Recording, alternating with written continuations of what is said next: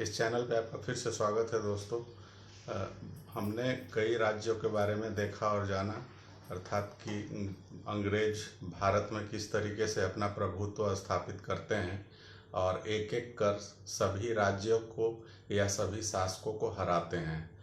और उस समय भारत की जो महत्वपूर्ण शक्तियां थी, उन शक्तियों में बंगाल को उन्होंने पराजित किया, अवध को अपने नियंत्रण में लिया, उसके बाद निजामों को नियंत्रण में लिया, मराठों को, मैसूर राज्य को।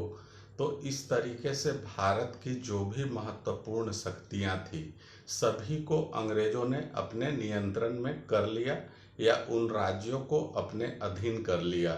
अब भारत की एकमात्र उस समय की महत्वपूर्ण शक्ति बची हुई है जिसके बारे में हमें जानना है, वो है सिखों के बारे में, सिख राज्य के बारे में। तो आज के हम वीडियो में सिखों के इतिहास के बारे में जानेंगे और समझने की कोशिश करेंगे। तो आज हमारा जो प्रयास होगा वो सिख गुरुओं के बारे में जानने का प्रयास होगा। सिखों के कुल 10 गुरु हुए हैं और सिख राज्य को जानने से पहले इन गुरुओं के बारे में जानना जरूरी है, क्योंकि सिख राज्य जो है पहले राजनीतिक इकाई नहीं थे। राजनीति एक सत्ता नहीं थी सिखों के सामने, सिखों के पास में कोई सत्ता नहीं थी, कोई भूभाग नहीं था उनके अधीन में, अर्थात कोई राज्य नहीं था। परंतु सिख राज्य का विकास हुआ। उसके विकास और उदय को जानने से पहले, अर्थात राजनीतिक सत्ता को जानने से पहले आध्यात्मिक सत्ता को जानना जरूरी है, क्योंकि सिख धर्म का उदय कैसे हुआ और एक आध्यात्मिक सत्ता के रूप में ये कैसे विकसित हुआ और बाद में यही आध्यात्मिक सत्ता धीरे धीरे करके उस समय की जो परिस्थितियां उत्पन्न होती है उसमें एक सिख राज्य का रूप ले लेता है।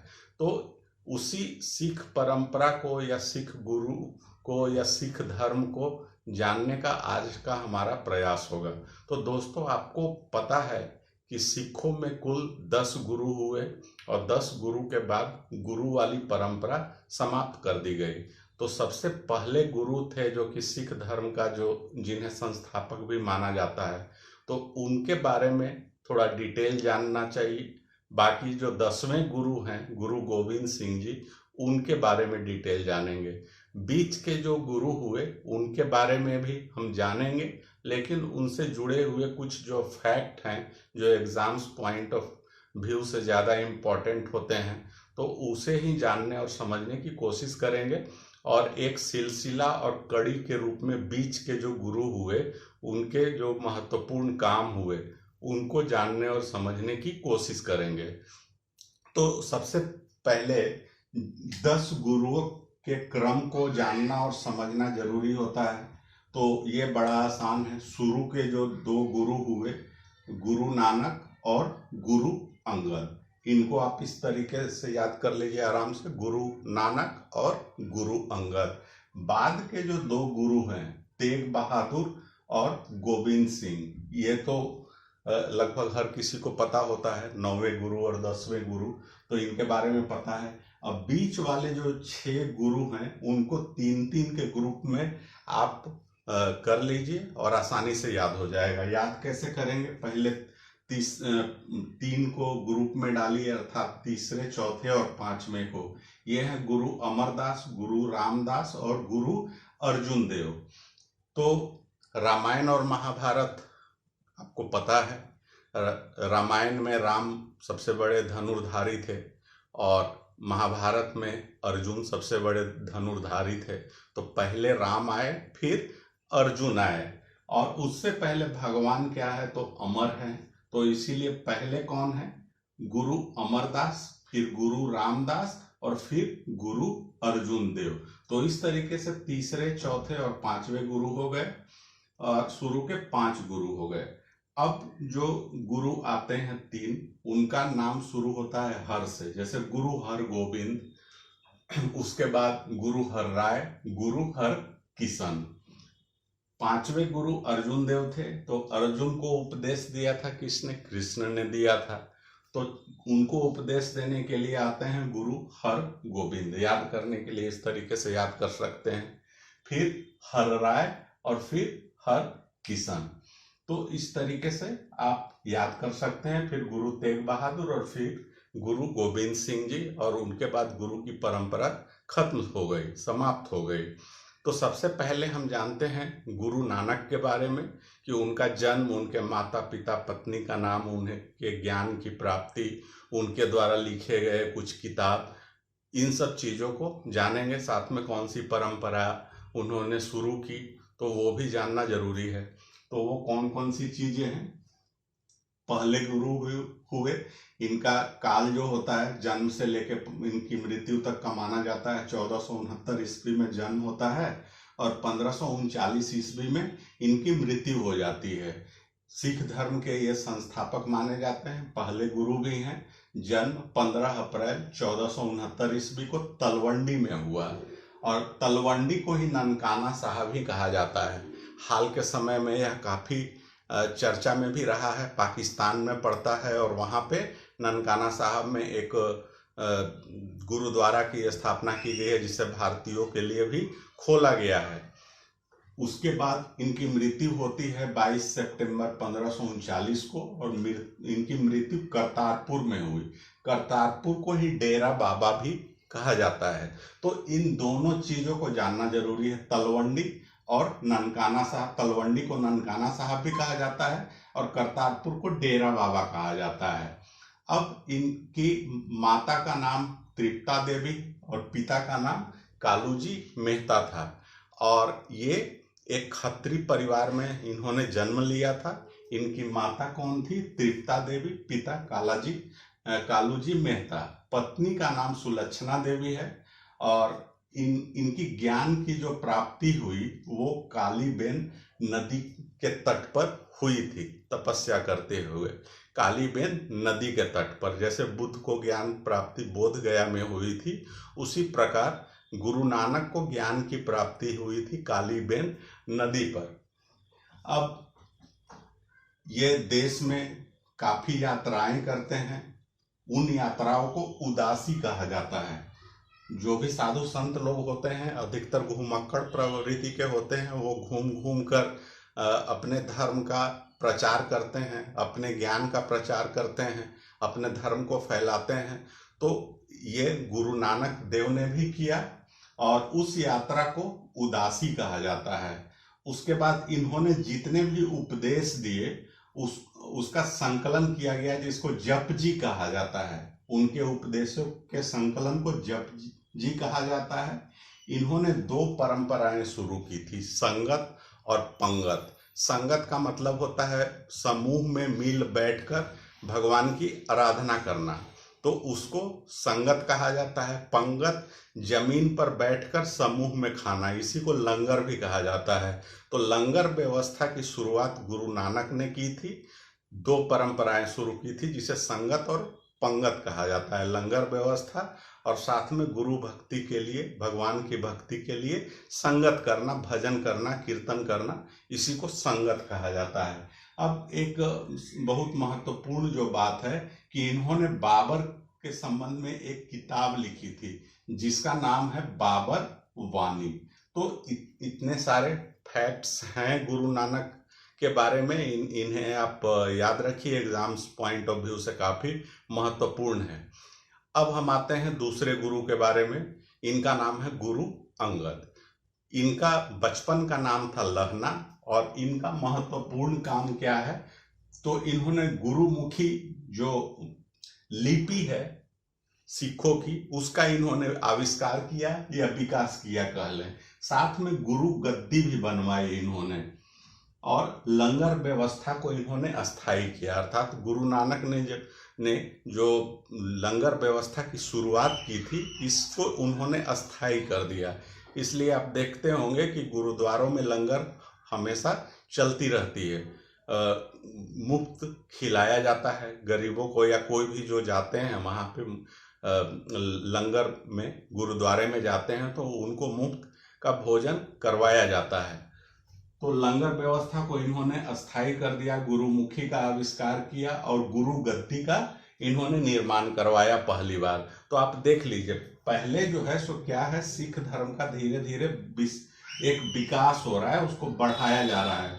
तो 5वें गुरु तक यही क्रम चलेगा कि वो धर्म के विकास पर ज्यादा ध्यान देंगे, और 5वें गुरु के बाद जो है सो सिख एक सैन्य शक्ति के का भी विकास करेंगे, और एक राजनीतिक सत्ता की ओर बढ़ने का भी उनका एक रास्ता होगा।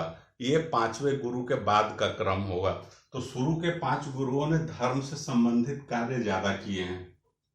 उसके बाद वैसी परिस्थिति उत्पन्न हुई जिससे इनको एक सैन्य शक्ति और राज शक्ति के रूप में बढ़ने को प्रेरित किया। परिस्थितियां वैसी बनी कि उनको उस ओर बढ़ना पड़ा। अब आते हैं तीसरे गुरु, गुरु अमरदास पर।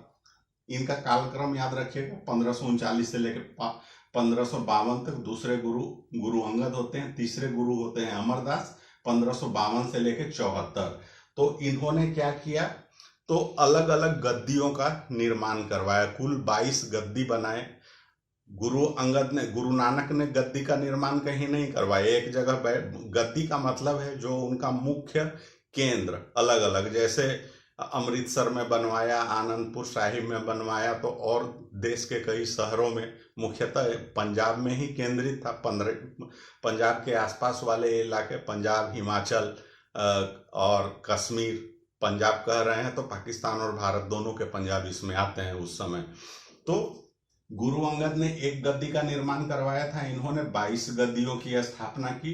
दूसरा इनका महत्वपूर्ण योगदान क्या था कि एक नई विवाह पद्धति को इन्होंने चलाया जिसे लवण कहा जाता है। इनके समय का सबसे महत्वपूर्ण जो घटना है वो है कि अकबर, मुगल बादशाह अकबर जाकर इनसे मिले थे गोंदवाल में, और इनकी बेटी थी जिसका नाम था बीबी भानी। तो बीबी भानी को अकबर ने कुछ गांव दान में दिया था। तो ये काफी महत्वपूर्ण है कि अकबर इनसे जाकर मिला था और उनकी बेटी बीबी भानी को कुछ गांव दान में दिए थे। ये इनके महत्वपूर्ण काम होते हैं। अब यहाँ के बाद जो अगले गुरु होते हैं वो इनके दामाद होते हैं, और यहाँ पर एक तरीके से गुरु पद जो है वो वंशानुगत हुआ या पारिवारिक हो गया कह सकते हैं। तो उन्होंने गुरु रामदास को अपना उत्तराधिकारी बनाया। 1574 से लेकर 1581 तक का इनका काम रहा। सबसे इनका जो महत्वपूर्ण इनके समय का काम है वो है कि अकबर ने 500 बीघा जमीन दी थी सिखों को, सिख गुरु को। पहले अकबर ने बीबी भानी को दिया था, इनकी बेटी को। अब जो है सो गुरु रामदास जब बनते हैं तब 500 बीघा जमीन अकबर ने दी थी। उसी जमीन पर अमृतसर को बसाया गया, और इनके जो उत्तराधिकारी थे इनके बेटे गुरु अर्जुन देव हुए। तो इस तरीके से आप देख लीजिए, तो वंशानुगत हो गया ये पद। अब अगले गुरु आते हैं गुरु अर्जुन देव, 1581 से लेकर 1606 तक ये इनका गुरु काल रहता है। इस समय तक ये सिख गुरु होते हैं। तो इनके समय में काफी महत्वपूर्ण काम हुए हैं बहुत सारे। जैसे सबसे महत्वपूर्ण काम क्या है कि इन्होंने गुरु ग्रंथ साहिब का संकलन करवाया। गुरु ग्रंथ साहिब का अर्थात जो गुरु नानक देव के उपदेश दिए गए थे और अलग अलग जो आदि ग्रंथ थे उनका इन्होंने संकलन करवाया था। उसी को गुरु ग्रंथ साहिब के रूप में जाना जाता है। और साथ में इन्होंने एक उपाधि धारण की थी जिसे सच्चा पातशाह की उपाधि धारण की थी। और हरमिंदर साहब का निर्माण करवाया था जिसे कि स्वर्ण मंदिर कहा जाता है। तो इनका सबसे महत्वपूर्ण काम है स्वर्ण मंदिर को बनवाया, हरमिंदर साहब को बनवाया। गुरु रामदास ने क्या किया था, अमृतसर को बसाया था। अब उसी अमृतसर में ये स्वर्ण मंदिर का निर्माण करवाते हैं। ये इनका महत्वपूर्ण काम है। साथ में क्या है, अलग अलग शहरों की इन्होंने स्थापना की थी। जैसे कुछ जो महत्वपूर्ण शहर है, तरन तारण, करतारपुर, गोविंदपुर, तो इन सारे शहरों को इन्होंने विकसित किया, बसाया। ये इनके महत्वपूर्ण काम थे। तो गुरु अर्जुन देव के समय में बहुत सारी घटनाएं हुई हैं जो कि एग्जाम पॉइंट ऑफ व्यू से काफी ज्यादा महत्वपूर्ण हैं। अब और कौन से हैं कि शहरों की स्थापना जो होती थी, तो जो भी शहर बसाए जाते हैं तो उसको बसाने और बनाने में काफ़ी पैसा लगता है, तो उसके लिए पैसा कहाँ से आएगा? तो पैसा के लिए इन्होंने चंदा कह लें या भिक्षावृत्ति कह लें, तो वो चंदा और भिक्षावृत्ति से वो पैसा इकट्ठा किया गया, और उसके लिए जो भिक्षावृत्ति करते थे उन्हें कहा जाता था रामदासी, मसंद या नेवरा। ये लोगों से चंदा वसूलते थे शहर को बसाने के लिए या भिक्षावृत्ति करते थे, और उन्हें रामदासी, मसंद या नेवरा कहा जाता था। सबसे जो महत्वपूर्ण घटना है कि यहाँ से मुगलों के साथ इनका विवाद शुरू होता है, मुगल और सिख गुरुओं का। उसके पहले तो अकबर थे सम्राट, तो उनके समय में सिख और मुगलों का संबंध काफ़ी ज़्यादा मजबूत था। अकबर ने दान में दिया था, गांव भी दिए थे उनकी बेटी को, बीबी भानी को, और साथ में जो है 500 बीघा और जमीन दिया गया था अकबर के द्वारा, जिस पर अमृतसर बसाया गया। अब जो है सो यहाँ से सिख गुरुओं का मुगलों के साथ एक विवाद शुरू होता है। वो विवाद कैसे शुरू होता है? तो जहांगीर का एक बेटा होता है खुसरो, एक और होता है खुर्रम, जो कि बाद में शाहजहां के नाम से मुगल बादशाह बना। तो एक और बेटा था खुसरो। तो खुसरो का विद्रोह हुआ था। खुसरो ने अपने राज सत्ता के विरुद्ध विद्रोह किया था, अर्थात जहांगीर से विद्रोह किया था, और वो भागकर गुरु अर्जुन देव के पास आया था। अर्जुन देव ने उसे आशीर्वाद दिया था, कुछ आर्थिक मदद भी की थी। तो इससे जहांगीर नाराज हो गया और गुरु अर्जुन देव को पकड़कर उनकी फांसी दिलवा देता है, मृत्यु दंड देता है, और इनकी हत्या कर दी जाती है। तो ये बहुत महत्वपूर्ण घटना होती है, गुरु अर्जुन देव की हत्या हो जाती है। इसके बाद से सिख समुदाय पूरी तरीके से बदल जाता है। यहाँ के बाद जाहिर सी बात है, जब गुरु की हत्या होगी तो अब तो उनका विवाद शुरू हो गया, और मुगल काफ़ी शक्तिशाली थे, उनकी सेना काफ़ी मजबूत थी। तो उससे मुकाबला के लिए अब एक सेना के रूप में सैनिक विकसित किया जाएगा सिख गुरुओं के तरफ, और एक राज सत्ता को प्राप्ति करने के लिए या राज्य स्थापना की दिशा में इनका प्रयास शुरू हो जाएगा। तो वो कैसे होता है? तो यहाँ के बाद से अगले गुरु आते हैं गुरु हरगोविंद। 1606 ईस्वी में गुरु अर्जुन देव की हत्या हुई थी। उसके बाद गुरु हरगोविंद अगले गुरु बने। तो इनका महत्वपूर्ण जो काम था वो क्या था कि सिखों को इन्होंने लड़ाकू बनाना शुरू किया। अब मुगलों से इनका मुकाबला होना था, तो उसके लिए उन्होंने तैयारी शुरू कर दी, एक सैन्य निर्माण की कोशिश की, और सिखों को लड़ाकू बनाया इन्होंने। साथ में राज सत्ता के चिन्ह इस्तेमाल करने लगे। जैसे कि पहले गुरु गद्दी होती थी, अब उसको एक राज दरबार की तरह सजाया जाने लगा, राज दरबार से लगने लगे, और वहाँ पे सिंहासन पे गुरु विराजमान होते थे, और एक राज दरबार के जो भी प्रतीक होते हैं, चिन्ह होते हैं, उसकी शुरुआत की जाने लगी। जैसे नगाड़ा बजाए जाने लगे, या अन्य प्रकार से जो चीज़ें होती हैं राज दरबार में, वो सारी चीज़ें की जाने लगी। तो यहाँ पे एक राजनीतिक सत्ता की ओर प्रस्थान या शुरुआत कहने की होती है। उसके बाद सेना का निर्माण किया, राजगद्दी बनाई। उसके बाद अमृतसर को क्या किया गया? किलेबंदी किया गया, सुरक्षित करने के लिए। मुगलों का आक्रमण होगा, जाहिर सी बात है, लड़ाई होगी, तो एक लड़ाई की तैयारी इन्होंने शुरू कर दी। सेना का निर्माण शुरू किया, सिखों को लड़ाकू बनाया, अमृतसर की किलेबंदी की सुरक्षा के लिए। तो ये सारी चीजें इन्होंने की। इसके बाद साथ में 2 वर्ष का इनको कैद भी दिया गया था। जब ये सब चीजें ये कर रहे थे, तो जहांगीर को सारी चीजें तो खबर उसकी हो रही थी, और ये मुगलों के विरुद्ध बातें भी कई करते थे। तो उससे नाराज होकर, नाराज तो था ही जहांगीर पहले से ही, अर्जुन देव से खास करके उनकी हत्या करता है, और वहां से इनकी सिखों के साथ नाराजगी शुरू होती है।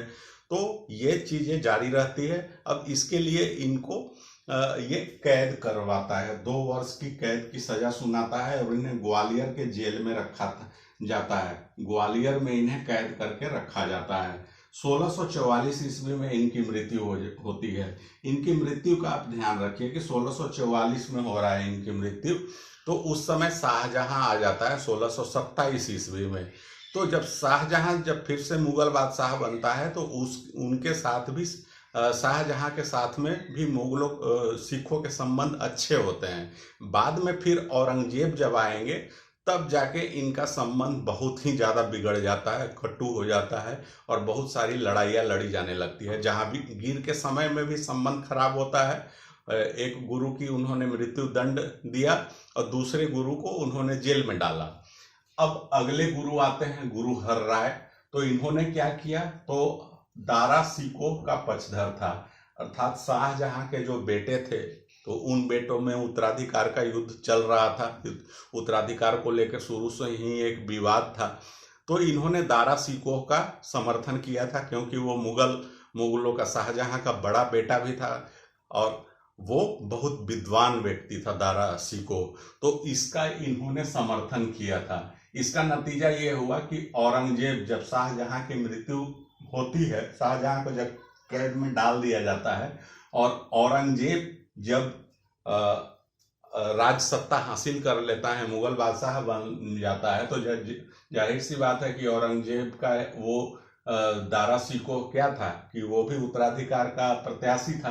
तो ये नाराज होता है हर राय से और उनको अपने दरबार में उपस्थित होने का और हाजिरी लगाने का आदेश देता है। परंतु हर राय औरंगजेब के दरबार में नहीं जाते हैं, अपने बेटे को वो भेजते हैं और बेटा का नाम होता है राम राय। अब राम राय जब औरंगजेब के दरबार में पहुंचता है तो वो औरंगजेब का गुणगान करने लगता है, औरंगजेब की चापलूसी करने लगता है। अब इसका नतीजा ये होता है कि हर राय अपने बेटे से बहुत ज़्यादा नाराज होते हैं और वो अपना उत्तराधिकारी अपने छोटे बेटे को घोषित कर देते हैं, जिसका नाम हरकिशन होता है। हर राय, इनकी मृत्यु 1661 में होती है और हरकिशन जो छोटा बेटा होता है उसको अपना उत्तराधिकारी नियुक्त कर देते हैं। राम राय को औरंगजेब ने, वो उसकी चटुकारिता करने लगा था, गुणगान करने लगा था, तो वो खुश होकर उससे कुछ उपहार भी देता है और मान सम्मान देता है औरंगजेब। तो ये राम राय को वो देता है औरंगजेब। जब हरकिशन गुरु बनते हैं तो ये काफी कम समय के लिए गुरु होते हैं, मात्र 3 साल में ही चेचक से इनकी मृत्यु हो जाती है। और इसके समय की एक और घटना है कि ये तो छोटा बेटा था, इनके पिता ने उत्तराधिकारी घोषित किया था। अब ये वाला जो बेटा होता है राम राय, जो बड़ा बेटा होता है, अर्थात दोनों भाइयों में यहाँ पे एक विवाद भी होता है। तो ये अपनी गद्दी बनाता है, बड़ा वाला बेटा राम राय, देहरादून में। अब कह लें कि एक साथ यहाँ पे 2 गुरु हैं, एक हरकिशन और एक हैं राम राय। तो ये 2 गुरु एक समय में होते हैं, लेकिन इन्हीं की मान्यता ज्यादा होती है, हरकिशन की। अगले गुरु होते हैं गुरु तेग बहादुर। 1664 से लेकर 1675 तक का इनका कार्यकाल होता है, 11 सालों का। और ये जो है, इनके पिता होते हैं गुरु हरगोविंद। 6ठे गुरु हरगोविंद इनके पिता होते हैं। हरकिशन के ये बेटे नहीं है या हर राय के भी नहीं है। और इन्होंने जो अपनी गद्दी बनाई थी वो मखोवाल में बनाई थी।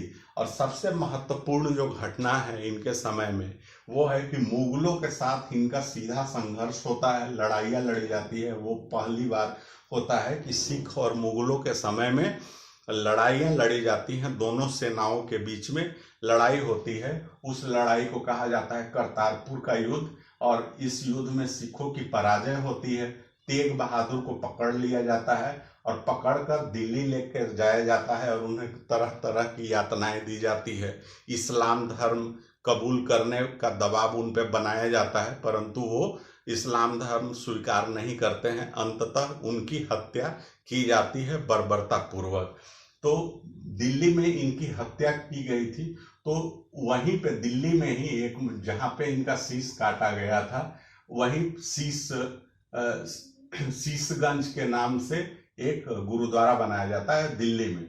और इन्होंने एक नगर को स्थापित किया था जिसका नाम है आनंदपुर। तो ये महत्वपूर्ण घटना है तेग बहादुर के समय में कि पहली बार सिख और मुगल सेनाओं के बीच में युद्ध हुआ। उस युद्ध में तेग बहादुर पराजित हुए, उन्हें पकड़कर दिल्ली ले जाया गया और बर्बरता पूर्वक उन्हें मार डाला गया। उसके बाद उनके नाम पर शीशगंज गुरुद्वारा दिल्ली में स्थापित किया और इन्होंने आनंदपुर नगर को बसाया। अब आते हैं 10वें और अंतिम गुरु पर। इनका नाम है गुरु गोविंद सिंह। तेग बहादुर की हत्या के बाद 1675 में ये बनते हैं गुरु, अगले गुरु, और 1708 तक ये रहते हैं। अंतिम गुरु हैं। इनकी विशेषता क्या है कि इनका जन्म बिहार के पटना में होता है और ये गुरु ग्रंथ साहिब, अब यहाँ से गुरु परंपरा समाप्त हो जाती है। किसी व्यक्ति को गुरु मानना वो बंद कर दिया जाता है, इसीलिए कहा जाता है कि गुरु गोविंद सिंह अंतिम गुरु थे। अब गुरु कौन होता है तो वो ग्रंथ साहिब हो जाते हैं, तो उसी को इसलिए गुरु ग्रंथ साहिब बोला जाता है, जो कि सिखों का सबसे बड़ा धर्म ग्रंथ है।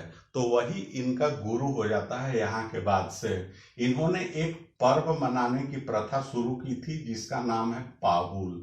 अब सिखों को ये बहुत ज्यादा लड़ाकू बनाते हैं। लड़ाकू बनाने का काम तो हरगोविंद ने ही शुरू कर दिया था और ये उसे बहुत विस्तार देते हैं और एक सेना तैयार करते हैं जिसे खालसा पंथ भी कहा जाता है। 1699 में खालसा पंथ की स्थापना की जाती है और 80,000 सैनिकों को इन्होंने विकसित किया। सेना को प्रशिक्षण दिया जाने लगा और प्रशिक्षण मुख्यतः हिमाचल प्रदेश के पावरा नामक जगह में दिया जाता था। साथ में इन्होंने 5 वस्तुएं पहनने का इन्होंने बतलाया कि हर एक सिख व्यक्ति को 5 वस्तु धारण करना चाहिए, हर हमेशा उसके शरीर में होना चाहिए। वो 5 वस्तुएं कौन कौन सी है तो कड़ा, केस, हाथों में कड़ा, केस मतलब बाल बढ़ा के रखना है, कंघी रखना है हमेशा, उसके बाद कच्छा पहनना है और कृपान धारण करना है। तो शरीर में 5 वस्तुएं धारण करने की परंपरा की शुरुआत गुरु गोविंद सिंह ने की। साथ में टाइटल रखने की भी इन्होंने शुरुआत की कि सिख लोग अब टाइटल रखेंगे।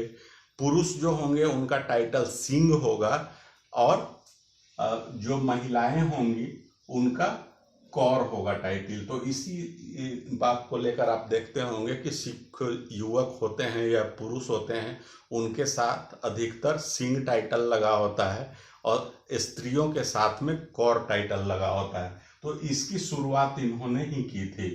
उसके बाद कुछ इन्होंने ग्रंथ लिखे थे, जैसे एक ग्रंथ लिखा जिसका नाम है कृष्णावतार। इन्होंने अपनी आत्मकथा भी लिखी थी जिसका नाम है विचित्र नाटक, और इनकी हत्या हो जाती है 1708 ईस्वी में महाराष्ट्र के नांदेड़ में।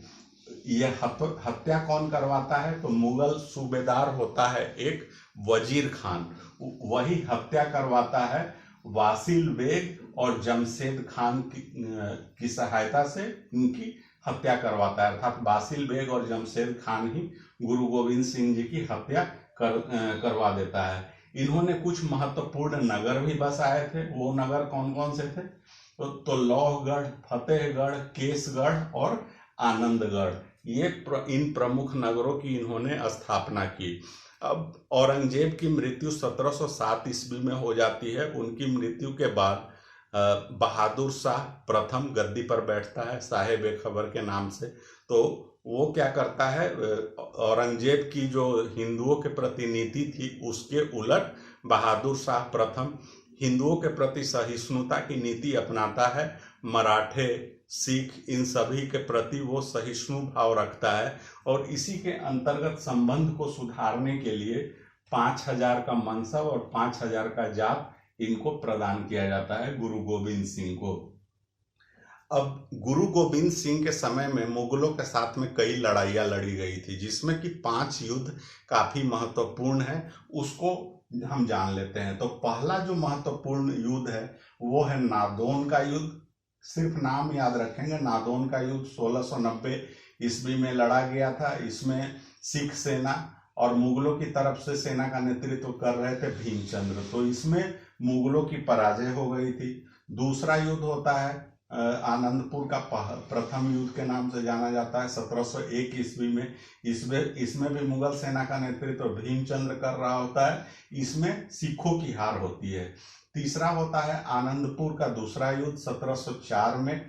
और इस युद्ध की सबसे महत्वपूर्ण जो घटना होती है वो है कि गुरु गोविंद सिंह के दो बेटे होते हैं, जोरावर सिंह और फतेह बहादुर। ये दोनों नाबालिग होते हैं, 9 साल और 11 साल के होते हैं। तो इन दोनों बेटों को सूबेदार वजीर खान उठा ले जाता है और इन्हें जिंदा दीवार में चिनवा देता है। तो ये महत्वपूर्ण घटना थी आनंदपुर के द्वितीय युद्ध में। उसके बाद फिर अगला युद्ध, चौथी जो लड़ाई लड़ी जाती है जिसे चकमौर का युद्ध कहा जाता है 1705 ईस्वी में। और इसमें भी और दो बेटे थे गुरु गोविंद सिंह के, कुल 4 बेटे थे, तो 2 बेटों की हत्या पहले हुई। अब चकमौर का युद्ध में 1705 में बचे हुए 2 बेटे होते हैं अजीत सिंह और जुआर सिंह, वो युद्ध में मारे जाते हैं। जो अंतिम लड़ाई लड़ी जाती है युद्ध, वो है खिदराना का युद्ध 1705 ईस्वी में। इसमें मुगलों की हार हो जाती है। और इस युद्ध के बारे में कहा जाता है कि सिख सेना बहुत कम बची हुई थी और पिछले करीब 15 साल से कंटिन्यू वो मुगलों से लड़ते चले आ रहे थे। लड़ते लड़ते वो थक चुके थे लगभग। फिर भी गुरु गोविंद सिंह के बेटों की जब हत्या होती है तो वो एक पागल की तरह हो जाते हैं। उनके 4 बेटे थे, चारों बेटे 2 अलग अलग युद्धों में मारे जाते हैं और सिख सेना की संख्या भी कम हो जाती है। तो ऐसी ही स्थिति में फिर भी वो मुगलों का मुकाबला करते हैं और उनको हराते हैं। और इसी युद्ध में उन्होंने नारा दिया था कि चिड़ियों से मैं बाज लड़ाऊं, 1.25 लाख से 1 लड़ाऊं, तभी गुरु गोविंद सिंह नाम कहाऊं। उसके बाद सिख सेना इतनी ज्यादा जोश में आई कि वो मुगलों से बहुत साहसीपूर्ण ढंग से लड़ती भी है और हरा भी देती है। तो दोस्तों, उम्मीद करता हूं कि आज का ये वीडियो आपको पसंद आया होगा। आगे के वीडियो में हम जानेंगे कि सिख अब एक राजनीतिक सत्ता के रूप में या सिख राज्य कैसे उदय होता है। यहाँ से तक तो आपने देख लिया कि एक धार्मिक सत्ता से एक सैनिक सत्ता के रूप में सिख विकसित हो चुके हैं। अब आगे ये राज सत्ता भी प्राप्त करेंगे और राज्य का भी उदय होगा। तो उन घटनाओं को भी जानने और समझने का हम प्रयास करेंगे आगे की वीडियो में। तब तक के लिए धन्यवाद।